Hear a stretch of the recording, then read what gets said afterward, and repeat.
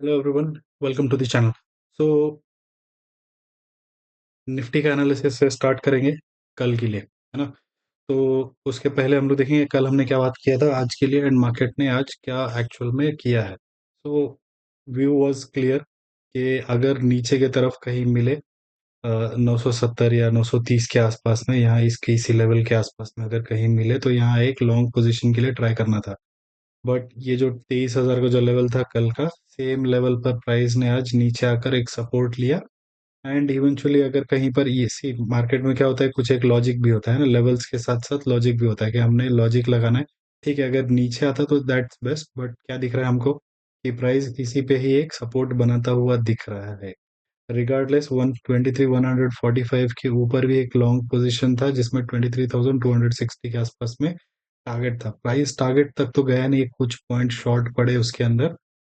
But eventually क्या हुआ, price जो है उसको टच करने की तरफ जा रहा था। बट क्या है, ये हमारे लिए क्या बताया था मैंने कल कि ये हमारे लिए एक रेजिस्टेंस है, जो भी है ऊपर के लेवल जो हमारे लिए होते हैं रेजिस्टेंस भी होते हैं।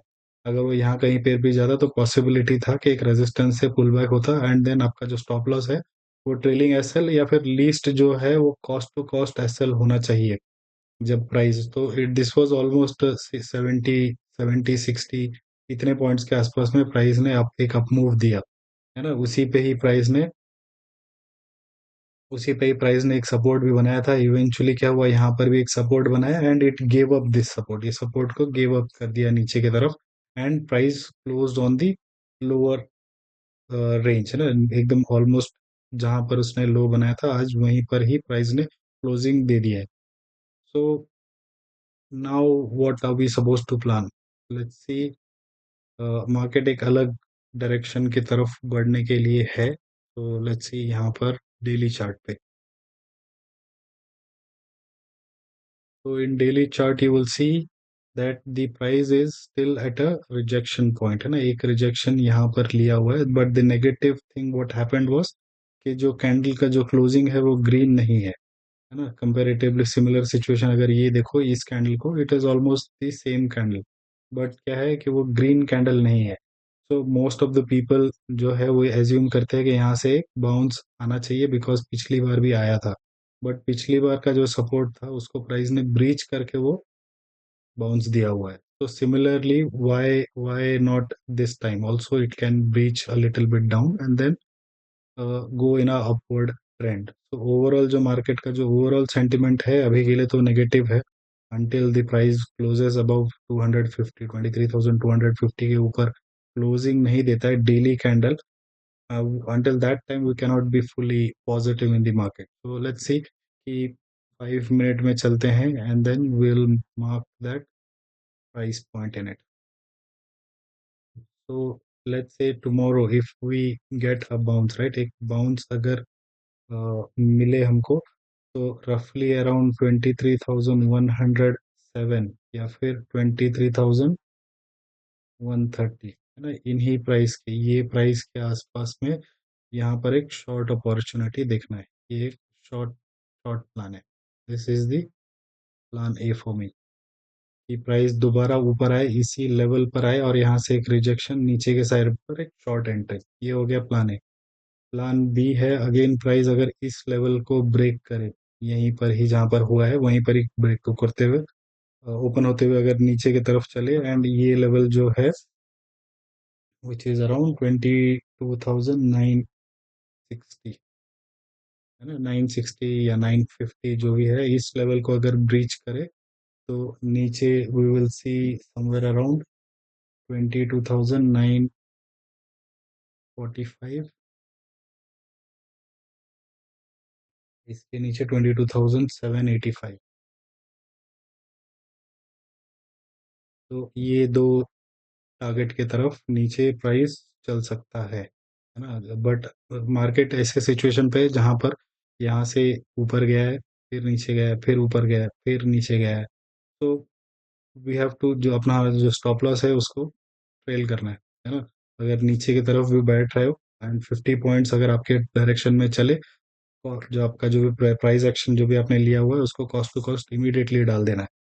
है ना, अगर 50 पॉइंट आपके डायरेक्शन में चल रहा है, चलो अगर 10 पॉइंट नीचे जाकर आपका स्टॉप लॉस ले लेता है, देन लीव दैट मार्केट, क्योंकि मार्केट थोड़ा डाइसी है ना, मार्केट एक क्लियर व्यू में नहीं है मार्केट किसी भी सिचुएशन में।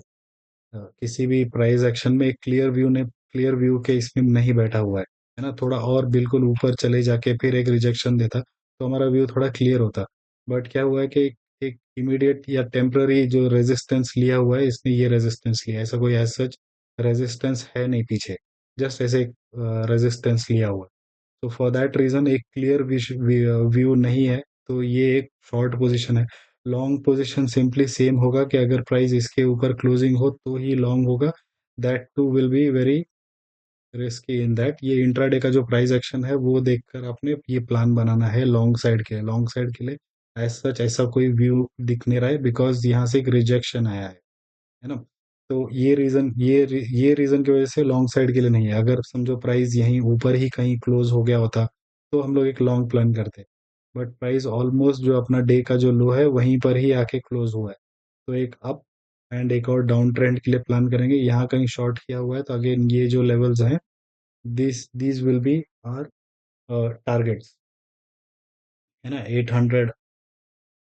875 भी एक टारगेट निकल के बन सकता है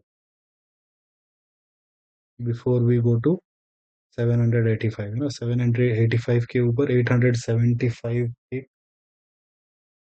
नंबर है वहां पर।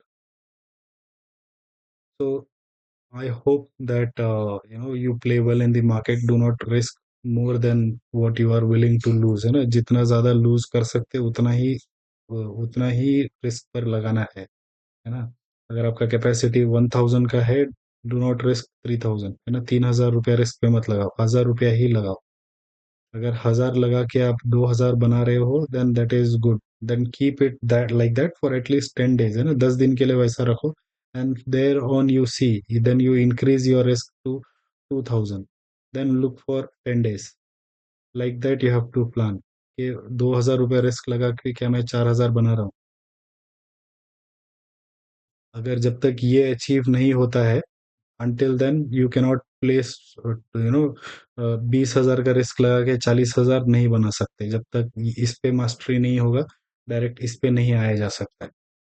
तो hopefully this will work in everyone's favour. कल कल के दिन थोड़ा ऑब्जर्व करना है, अगर ये वीक अगर आपका अच्छा गया है until टुडे, तो कल ट्रेड ना करो तो बेटर है। समझो अगर ये वीक में अगर आपने 6,000 बनाया है, 7,000 बनाया है, 8,000 बनाया है, 10,000 बनाया है, तो close your week in green, है ना। अगले हफ्ते आके देखेंगे क्या है। तो with that being said, thank you very much, thank you for watching, see you all in the next video.